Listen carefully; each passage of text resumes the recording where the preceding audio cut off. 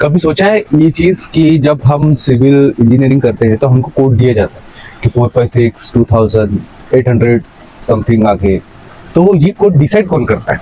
और ये डिसाइड करते हैं तो ये परफेक्ट है कि नहीं है, और ये कैसे होता है, और ये लिखा क्यों है, ये बहुत से सवाल आए हैं। और ये इसका एक अलग ही सीरीज नंबर है, IS 456 2000, IS 87 800 2000 और समथिंग।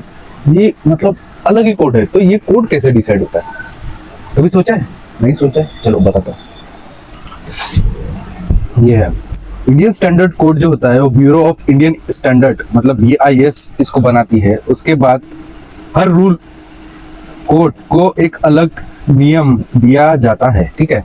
इसका है IS 456 RCC कंक्रीट के लिए, IS 800 स्टील स्ट्रक्चर के लिए, IS 875 लोड मतलब dead load, live load, wind load के लिए, ठीक है।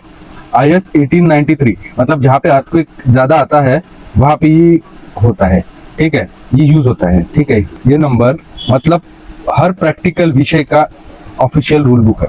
मतलब ये जो सभी नंबर दिए गए हैं, ये किस जगह पे क्या यूज करना है, मतलब कौन सी, अगर आपका कंक्रीट का स्ट्रक्चर है, स्टील का स्ट्रक्चर है या फिर कोई भी स्ट्रक्चर है, तो उसके हिसाब से ये रूल बुक है, ये पढ़ लेना, फिर जाके आप कंस्ट्रक्शन कर सकते हो। तो इसके बिना आपका पता नहीं हिलता, ठीक है।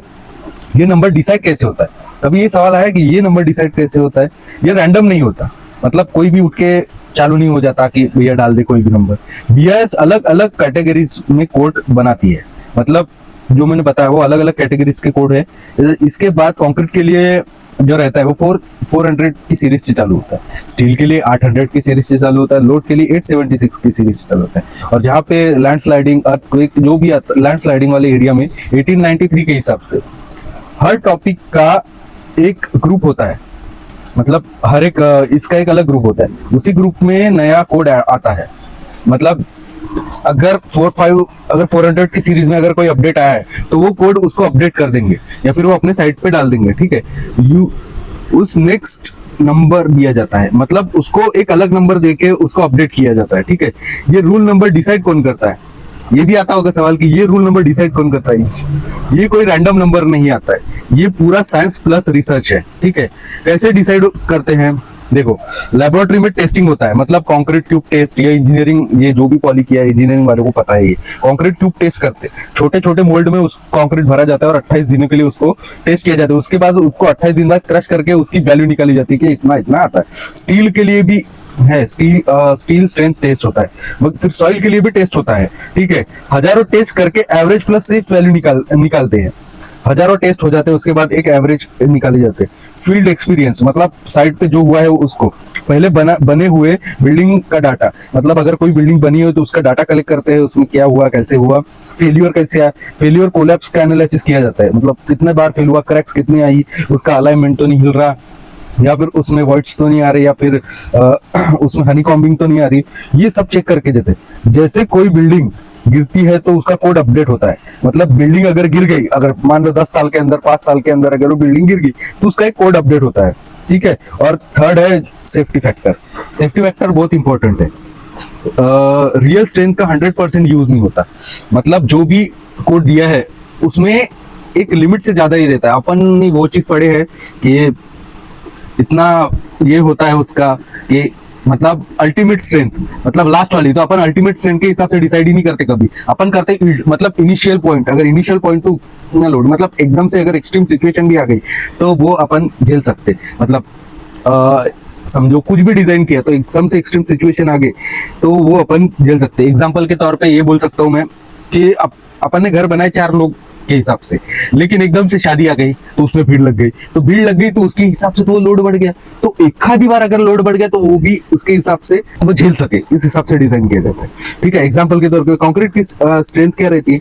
25 MPa, तो यूज करते हैं सिर्फ 15 से 20 MPa, क्योंकि मटेरियल परफेक्ट नहीं होता, कभी कोई अलग ब्रांड का यूज करता है, कोई अलग ब्रांड का यूज करता है। उसके बाद जो मजदूर है काम करने वाले, ह्यूमन एरर बोलते हैं उसको, वो बराबर ठीक से काम नहीं करते। कभी कभी कंक्रीट मतलब साइड पे अगर काम चालू है तो बारिश आ जाती है, एकदम हीट हो जाता है, एकदम ठंडी, मतलब अलग अलग वेदर के हिसाब से वो होते रहता है। तो ये सब चीजें आती है। अभी एग्जांपल अगर दे, IS 456 कंक्रीट डिजाइन में मिनिमम सीमेंट होना चाहिए, वाटर सीमेंट रेशियो होना चाहिए, कवर होना चाहिए, ये नंबर फिक्स है। मतलब इतना तो होना ही चाहिए। क्यों ये नंबर फिक्स है?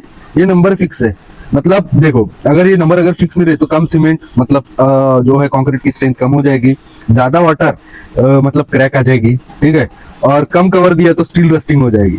ये सब जो है ना, तो टेस्टिंग और एक्सपीरियंस को फिक्स किया गया है। तो मतलब सब चीजें ये टेस्ट करके सब कुछ किया गया है। और एक बात मेरे यूपीएससी वाले दोस्त मतलब जो प्रिपरेशन कर रहे हैं उसने मेरे को बताई थी कि भैया बोले ये सब परफेक्ट नहीं है बोले, लेकिन इसको कितना इंप्रूवमेंट किया जाता है ये सही, इसके लिए काम किया जाता है बोलते। हम भी पढ़ रहे हैं बोलते तो हमको भी यही बोला जाता है कि तुमको तो ये सब सब हमने लिख के रखे, तुम नया क्या कर सकते हो, तुम नया क्या ला सकते हो, ये होता है बोले यूपीएससी। तुम उससे और कितना बेहतर बना सकते हो उसके लिए तुमको यूपीएससी देना है। तो ये चीज बहुत जरूरी है, ये चीज समझना बहुत जरूरी है। तो इसे प्लीज समझ जाओ क्या है कैसा है। और अभी तो तुमको पूरा समझ में आ गया होगा, ब्यूरो ऑफ इंडियन स्टैंडर्ड जो है वो कोड बनाती है और उसी के हिसाब से सब कुछ चल रहा है। तो अगर कुछ एरर है तो प्लीज साइड में जाके क्लियर करो कि या ऐसा भी हो सकता है। इंप्रूवमेंट, खुद का दिमाग लगाना चालू करो, इंप्रूवमेंट करना चालू करो, तुम्हारा सब कुछ सही हो जाएगा। ठीक है, जब तक खुद का दिमाग नहीं लगाओगे यहाँ से ऐसे कैसे हो सकता है ये से। अगले वीडियो में मैं ट्राई करूंगा कि एक सवाल और छोड़ के जाता हूँ, अगले वीडियो में ये ट्राई करूंगा कि स्टील जो है उसका कैलकुलेशन कैसे करते हैं। साला मेरे दिमाग में भी हमेशा यही सवाल था कि ये जो स्टील है ये कैसे डिसाइड करते हैं कि यही बार होना चाहिए, ये कैसे डिसाइड करते हैं ऐसा स्ट्रक्चर होना चाहिए, ये कैसे डिसाइड होता है कि ये ऐसे ही होना चाहिए। तो इसका मैं नेक्स्ट वीडियो बनाऊंगा, तो आगे के सफर के लिए बने रहिए।